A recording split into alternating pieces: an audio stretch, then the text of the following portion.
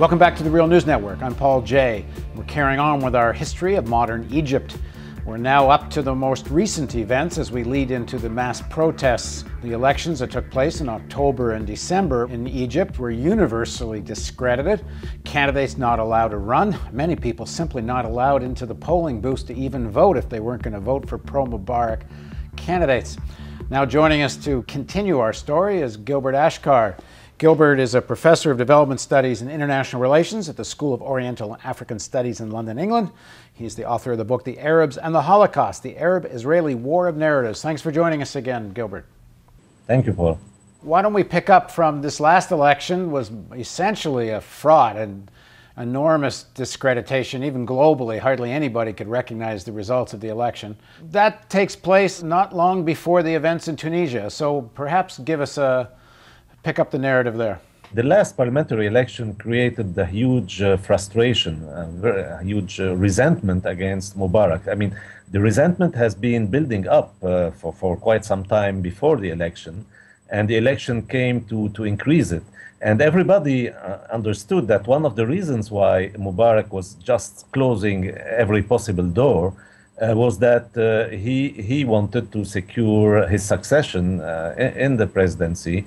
For the next presidential election, he had the project of having his son elected. And that's why also you had a movement building up in Egypt against this hereditary succession that he was preparing.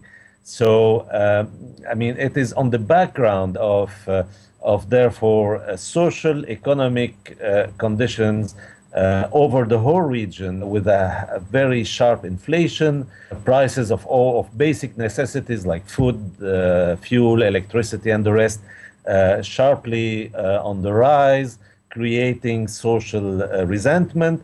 It is on this background that you have this further dimension of political frustration, and with Mubarak just thinking that you can just shut the safety valve and you will keep the boiler under control. I mean, that was a complete miscalculation.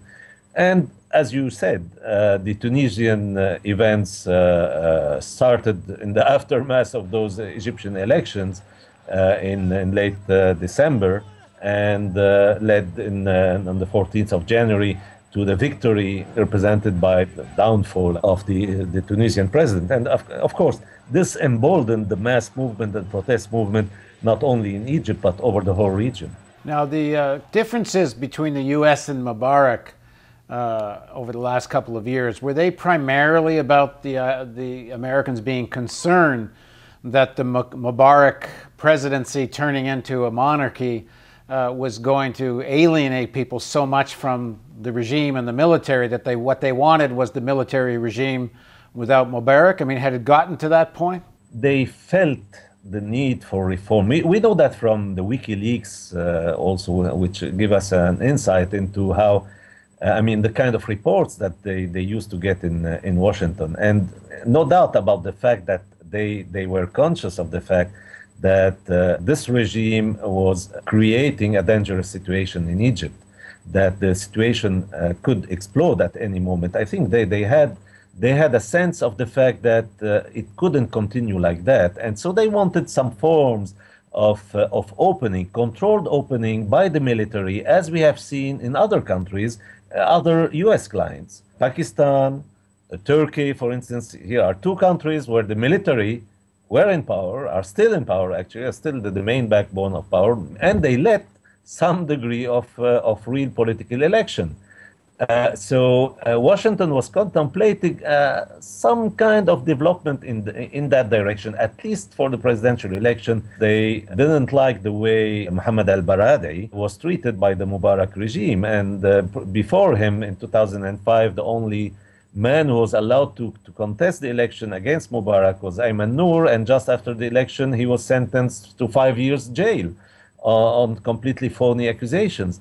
This, of course, seen from Washington I'm not completely stupid in Washington. They understand that sooner or later this will create big problems. There was a report in Reuters with an interview with a military strategist that teaches at one of the American military colleges There's been other speculation that, especially after the events in Tunisia, there was a lot of back and forth between the Pentagon and the Egyptian military. There were senior Egyptian military people in Washington just days before the big protests in Cairo.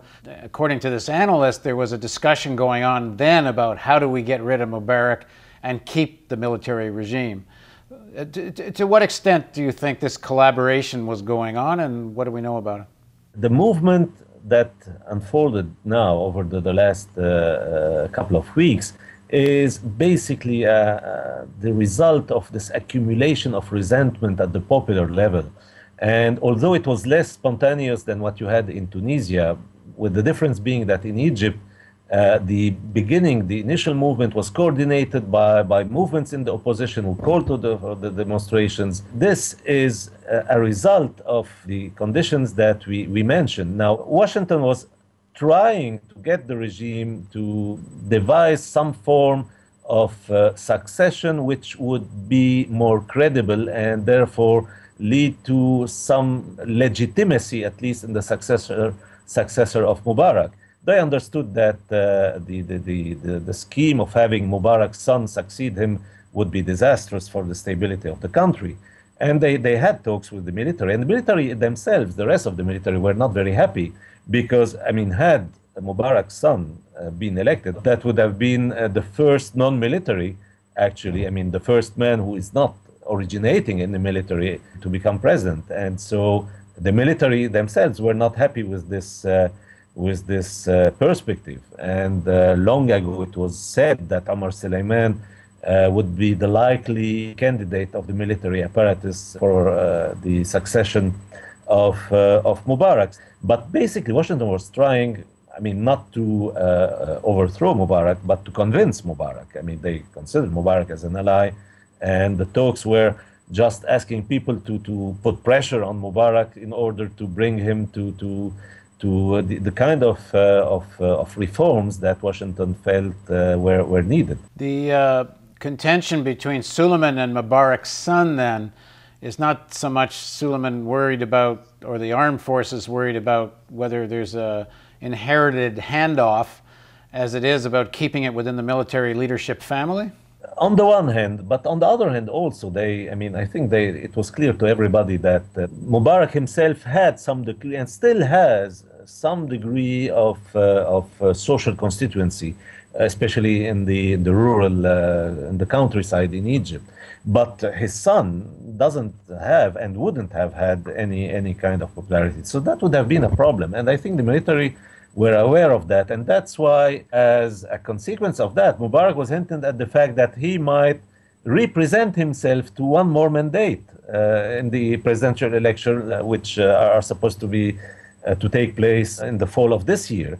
And so that, I mean, seen from Washington, appeared as even more absurd, I mean, given his age and all that. And so that's why I think they were trying to push for some degree of reform, at least for the presidential election.